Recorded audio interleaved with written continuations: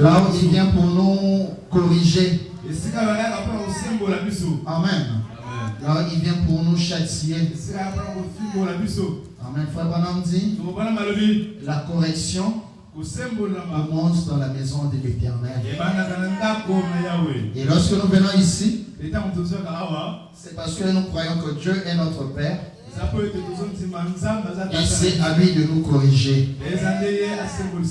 Le vendredi, c'était difficile parce qu'il n'y avait pas d'électricité et il y avait aussi la pluie qui menaçait et la prédication ici était chaude. Amen. C'était une prédication très dure, mais on ne pouvait pas faire autrement. Amen. On ne peut pas faire autrement. On ne peut que dire ce que la parole dit. Même si ça fait mal, on doit le dire. Même si ça touche à notre propre vie, on doit le dire. Même si ça touche à la vie de qui que ce soit, on doit le dire tel qu'elle est. Amen. C'est alors que nous serons appelés des serviteurs fidèles. On ne doit pas cacher la vérité aux enfants de Dieu. La vérité a été faite pour qu'elle soit dite.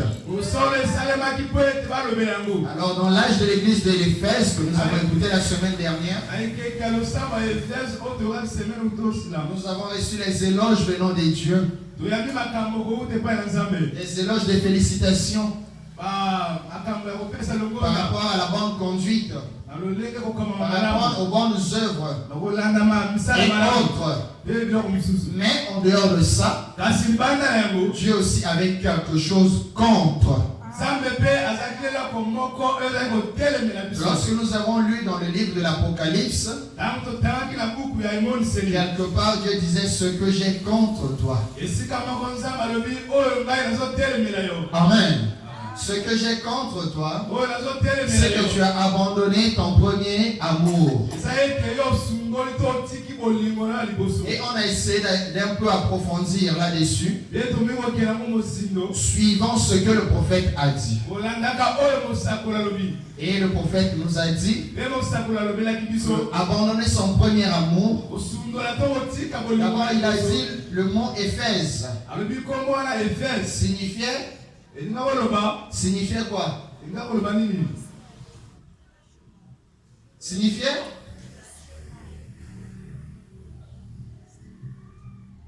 On est dans la maison de Dieu, n'est-ce pas? Nous devons parler, soyons libres. Le mot Éphèse signifie? Ça veut dire quoi encore? Laisser aller, rétrograde, se relâcher. Amen. C'est ce que veut dire le mot Éphèse. Et c'est par rapport à ce qui s'était passé dans cet âge-là. Le Seigneur a dit, les gens de l'âge de l'Éphèse, ils avaient bien commencé. Mais par la suite, ils se sont mis à se relâcher, à rétrograder. Amen. Et à faire des laisser aller. Prenons les choses du monde. Prenons les choses du monde et emmenons cela dans l'église. Voilà pourquoi Dieu avait dit ce que j'ai contre toi. Amen. Et étant donné que notre message à nous, qui sommes au dernier âge, le 7e et le dernier âge, notre message étant constitué à partir du 1er jusqu'au 6e et 7e message. Amen. C'est ça notre message. Alors, tout ce que Dieu parle dans les anciens âges, ça nous concerne. Tout ce que Dieu a réprimandé les gens de l'âge de l'Éphèse, il fallait que nous puissions comparer cela âge aujourd'hui. Et nous avons trouvé que les chrétiens d'aujourd'hui également sont dans la même condition. Font les mêmes choses. Lorsque quelqu'un vient dans la croyance première au départ, vous allez voir cette personne-là, elle a la crainte de Dieu. Elle fixe certaines choses. Il y a certaines choses que dit la parole de Dieu, lui il le fait. Mais après quelque temps, vous allez voir cette même personne, il commence à changer. Il commence à se relâcher. Les choses qu'il faisait, qui étaient bien, il commence à ne plus le faire. Et les choses qu'il ne faisait plus, qui étaient mauvais, il recommence à le faire. Qu'est-ce que c'est?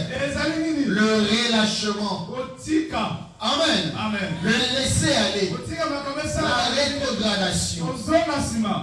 Et nous avons essayé de voir avec l'actualité d'aujourd'hui et les réseaux sociaux et les téléphones et les télévisions, ce qui se passe dans le monde.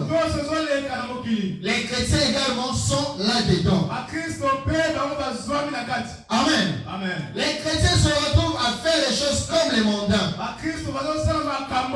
Les chrétiens se retrouvent à faire les choses comme les païens. Amen. Et nous avons vu toutes ces choses. Mais vers la fin, le Seigneur nous a dit, réponds-toi. Souviens-toi d'où tu étais tombé et réponds-toi. Amen. Souviens-toi d'où tu es tombé et réponds-toi. C'est ça ce que le Seigneur voulait. Dieu a voulu que nous puissions nous repentir. Repentir, c'est-à-dire tourner le dos à ces mauvaises choses. Amen. Laissez toutes ces mauvaises choses et prendre un nouveau départ. Souviens-toi d'où tu étais tombé. Réponds-toi et pratique tes premières œuvres.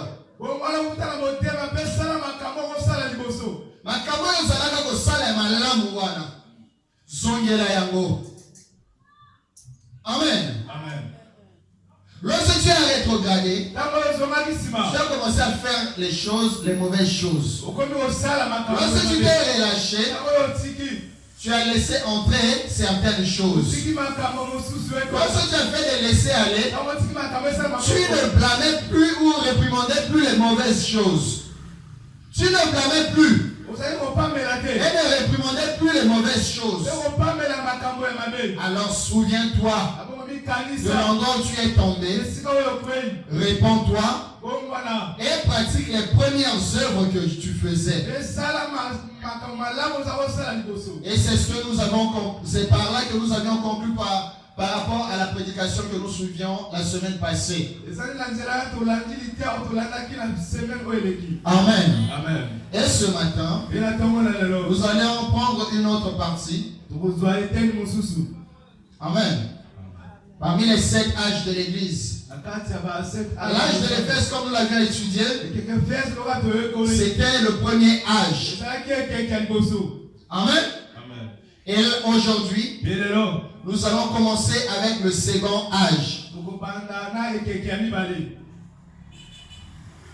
Alors, sans plus tarder, levons-nous, nous allons lire la parole de Dieu.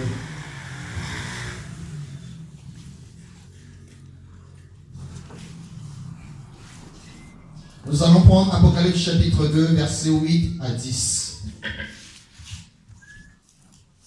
Apocalypse chapitre 2. Verset 8 à 10. Nous allons demander qui nous a zomi. Lisons la parole de Dieu. Écrit à l'ange de l'église de Smyrne.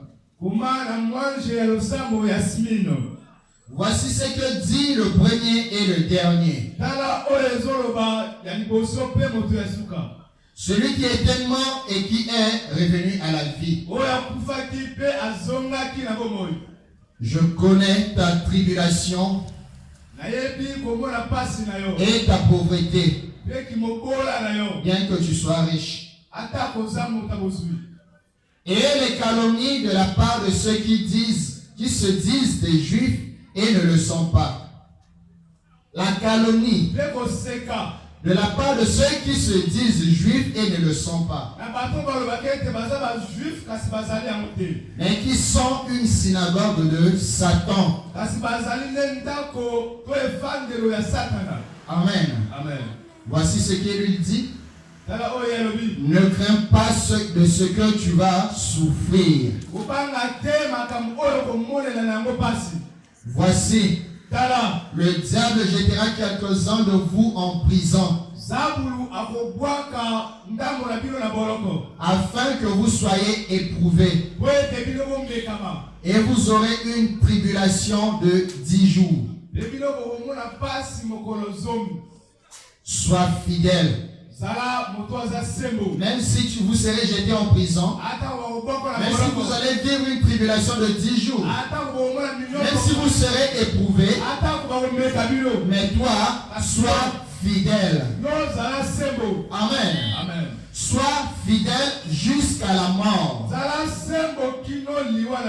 Et je te donnerai la couronne de vie. Sois fidèle jusqu'à la mort. Et je te donnerai une couronne de vie. Que Dieu bénisse sa parole. Assoyons-nous pendant que nous prions. Bienveillant Père Céleste, nous voici une fois de plus avec ta parole devant nous. Seigneur, pendant que nous étudions ta parole, écarte l'intelligence humaine et donne la sagesse venant d'en haut, Seigneur. Ou un orateur de ton onction, et que Père bien-aimé, tout ce qui sortira de sa bouche ne puisse venir que de toi, la source de vie. Seigneur Dieu Tout-Puissant, nous venons nous recommander entre tes mains. Que ce soit l'orateur, que ce soit l'auditoire, que tous nous soyons connectés à ce réseau céleste, afin que nous puissions bénéficier, ô Dieu Tout-Puissant, de tes merveilles et tes oracles. Bénis la présence de chacun, sois avec nous du début à la fin, car nous avons prié ainsi au nom de Jésus-Christ, notre Dieu. Amen. Une fois de plus, que Dieu vous bénisse. Comme nous l'avions étudié, comme nous l'avions appris le dimanche passé, il y a 7 âges de l'église de Jésus. Amen. Cette église de Jésus-Christ va passer par 7 âges avant que son propriétaire ne revienne sur terre. Et lorsque nous avons appris cela, nous avons compris que dans ces 7 âges-là, c'est l'âge de l'Éphèse, qui est le premier âge, avec comme messager Paul. Le deuxième âge, qui est l'âge de Smyrne, avec comme messager Irénée. Le troisième âge est l'âge de Pergame, comme envoyé ou messager Martin. Le quatrième âge, l'âge de Thyatire, qui a comme messager Colomba. Amen. L'âge de Sardes, qui est le 5e âge, qui a comme messager Luther. Le 6e âge, c'est l'âge de Philadelphie, avec son messager John Wesley. Et le dernier âge, qui est l'âge de Laodicée, qui a pour messager William Marion Branham. Amen.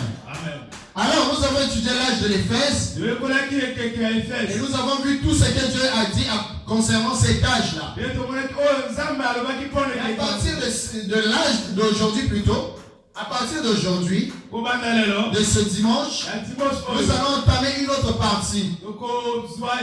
C'est cet âge de l'église toujours. Nous allons prendre le deuxième âge, qui est l'âge de Smyrne. Amen. J'avais dit que tous les noms des âges de l'église, ce sont les noms des villes en Israël. Amen. Ce sont les noms des villes qui sont en Israël. Et Dieu a pris les noms de ces villes-là pour typifier cela aux âges par rapport aux conditions dans lesquelles étaient ces villes-là. Amen. C'est par rapport à l'état dans lequel se trouvaient ces villes. L'état dans lequel étaient les églises de ces villes-là aussi. Voilà pourquoi Dieu a pris les noms de ces villes-là pour mettre cela sur les noms des âges de l'église.